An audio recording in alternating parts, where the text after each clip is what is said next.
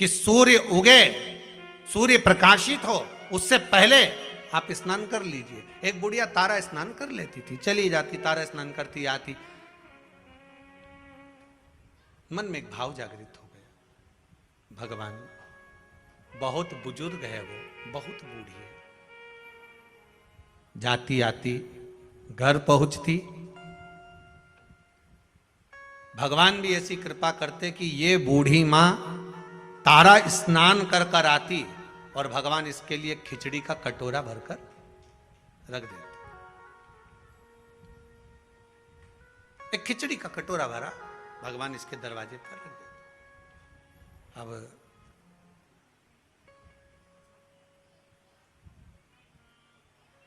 खिचड़ी के कटोरे को बूढ़ी मां के सम्मुख में रखा।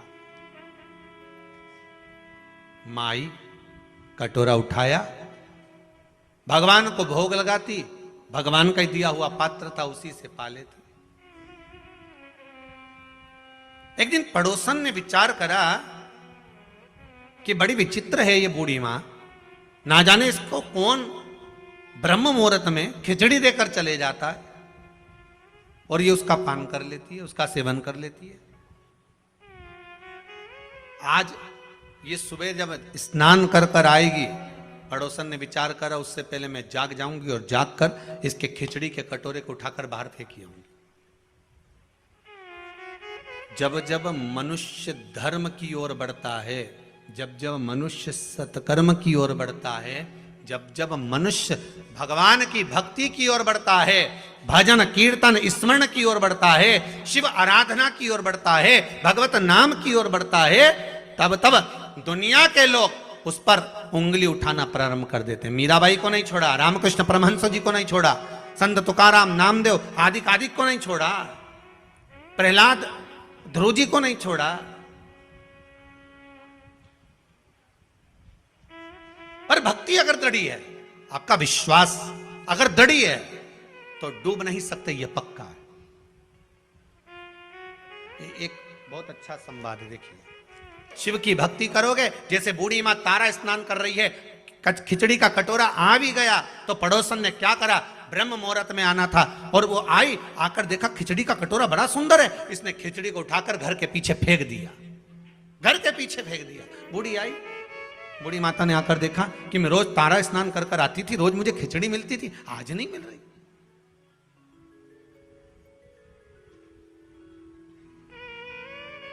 प्रतिदिन की दिनचर्या में थोड़ा बहुत अगर परिवर्तन हो जाता है तो आपको भी लगता है कि परिवर्तन हुआ क्यों।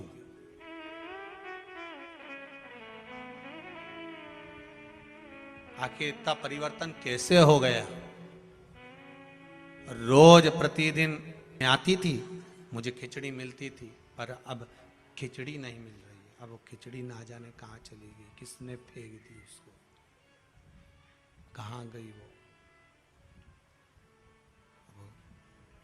खिचड़ी का पात्र ढूंढ रही है पर मिल नहीं रहा, ढूंढा गया, मिला नहीं। जब मिला नहीं, आज भूखी रह गई। उसने नियम बनाया था, जो भगवान मुझे भोग देगा वही मैं पाऊंगा। कार्तिक महीने का एक नियम बना लो आप भी, कोई सा भी एक नियम। शाम के समय पर दिया लगाऊंगी मैं, बेलपत्री के पेड़ के नीचे, पीपल के वृक्ष के नीचे या आंवले के वृक्ष के नीचे। वहां लगाने नहीं जा सकती तो अपने दरवाजे के बाहर लगाऊंगी, तुलसी के क्यारे में लगाऊंगी। ये भी नहीं कर सकती, परिंदे पर दिया लगाऊंगी, जहां पानी का मटका हो, हंडा हो, वहां लगा दूंगा। ये भी नहीं कर सकती तो पूरे कार्तिक के महीने में दरवाजे पर मैं पानी छीटूंगी।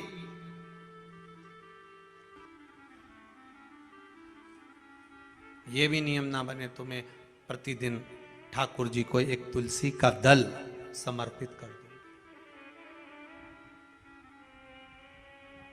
तुलसी का दल।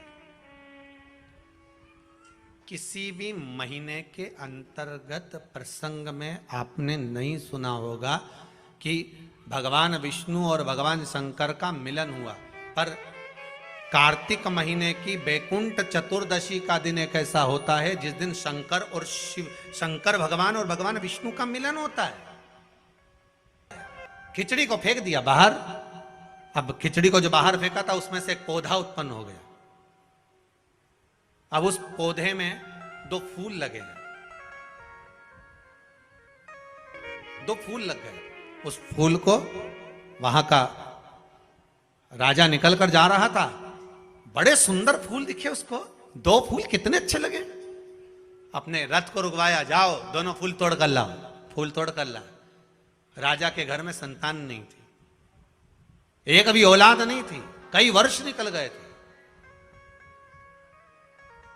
2 फूल लाए, वो फूल राजा लेकर गए, अपनी रानी को दिया। शादी के 34 वर्ष हो गए थे पर संतान नहीं थी। कभी कभी आश्चर्य होता है, कहीं कहीं पहाड़ों पर जाकर देखा तो पत्थर में भी वृक्ष लग रहा है, पत्थर में भी फूल खिल रहा है, पत्थर में भी पौधा लगा है। अब सोचने वाली बात है कि पत्थर है, चारों तरफ कहीं मिट्टी नहीं दिख रही, तो इसमें पौधा कहां से आ गया? आपने भी तो देखा होगा, पत्थर में पौधा है, मतलब यह पक्का है कि इस पत्थर के अंदर कहीं ना कहीं कोई भाग अंकुरित हुआ है। उसी तरह आपके जीवन में भी पत्थर ही पत्थर लिखे होंगे, तो भी शिव रूपी बीज अगर दिल में आ गया तो पौधा जरूर लगेगा, यह पक्का है, पौधा लगेगा। आए हो ना आस लेकर, विश्व बीज अपने भीतर अंकुरित हो गया है तो पौधा लगेगा, पच्छाएं हो जाएगी, पत्थर पर भी छांव होगी। फूल उसको ढूंढने में देरी है। 2 फूल तोड़ लिए, जो खिचड़ी फेंकी थी उससे उगे थे। फूल रानी को दिए, रानी ने देखा कितने सुंदर फूल हैं, उसको सूंघ लिया। सूंघते गर्व ठेरा। समय आने पर 2 बेटे हो गए। कितने पुत्र हुए? 2 पुत्र। समय आने पर 2 पुत्र हो गए, 2 बेटे हुए। अब वो दोनों बेटे राजभवन से निकलकर रोज जाते। जन्म लिया उस दिन से लेकर राजभवन में आज तक बेटों ने कभी जुबान नहीं खोली।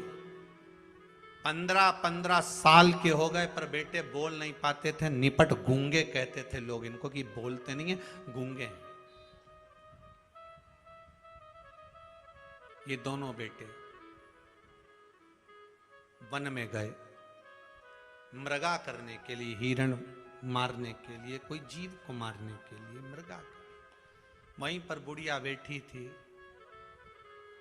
जिस दिन से कार्तिक का महीना पूरा निकल गया था, उसके बाद भी उसकी वो खिचड़ी भूल नहीं पाई थी कि मेरी एक दिन की खिचड़ी और मेरा कटोरा कहाँ। दिन से कार्तिक का महीना पूरा निकल गया था, उसके बाद भी उसकी वो खिचड़ी भूल नहीं पाई थी कि मेरी एक दिन की खिचड़ी और मेरा कटोरा कहाँ गया।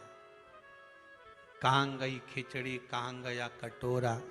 दोनों बालक जाते जाते बोले, ये रही खिचड़ी, ये रही कटोरा। कहाँ गई?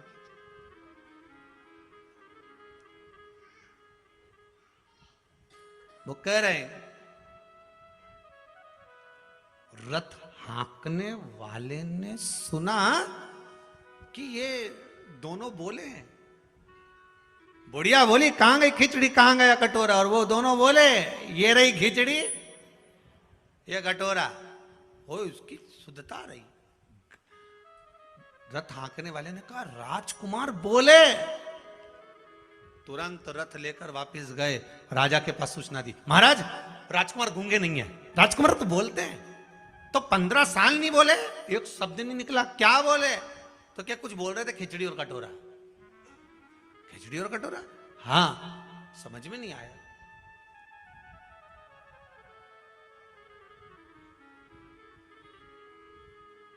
कितना भी सत्य को छुपाया पर सामने आ गया। सत्य छुपता है? नहीं।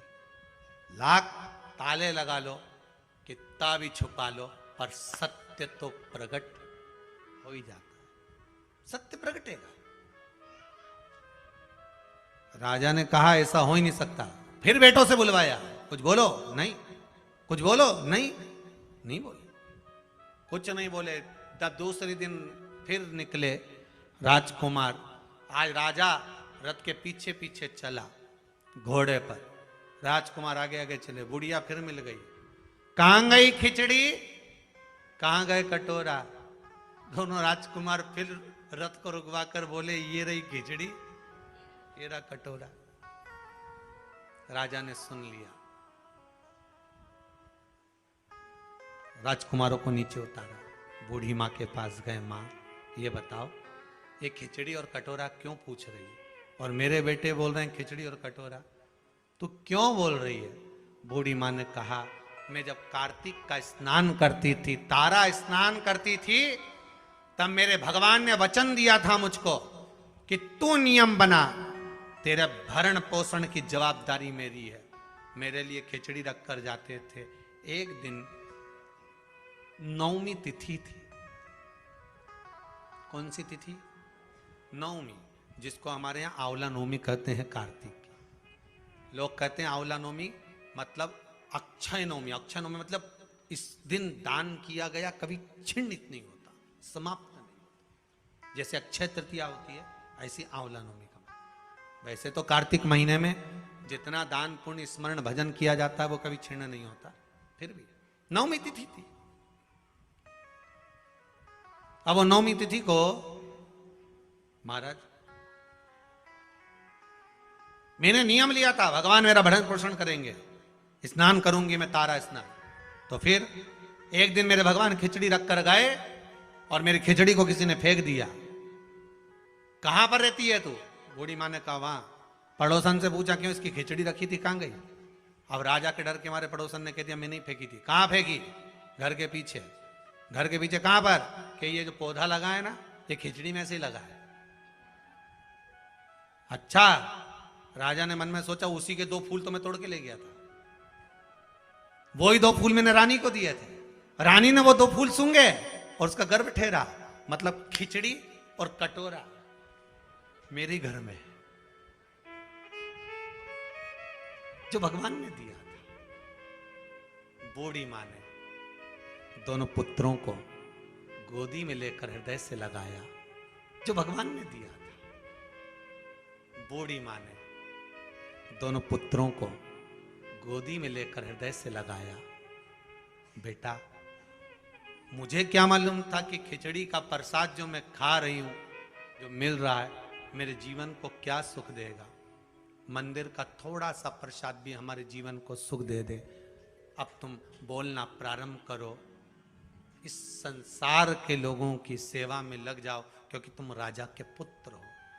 बूढ़ी मां से कहा, आप अगर राजभवन में रहोगी तो हम सेवा का भाव अंकित करेंगे, तो हम सेवा करें। कहां वो सतयुग की कथा को लेकर आए, वचन दिया भगवान ने। तो वो दोनों राजकुमार कोई और दूसरे नहीं थे, वो मेरे कृष्ण और बलराम ही थे। उन्होंने कहा कि मां, तूने अभी, हमने तेरे को खिचड़ी खिलाई है, जब कली काल आएगा तू कर्म। हमने तेरे को खिचड़ी खिलाई है, जब कली काल आएगा तू कर्मा के नाम से जानी जाएगी, और तेरी खिचड़ी हम आकर खाएंगे। तू कहेगी वो कर्मा, तेरी खिचड़ी हम। कार्तिक मास का नाम कार्तिक मास इसलिए पड़ा क्योंकि भगवान स्वयं इसमें प्रकट हो गए, भगवान स्वयं फल देगा। ऐसी पुनित पावन कार्तिक महत्तम शिव महापुराण की कथा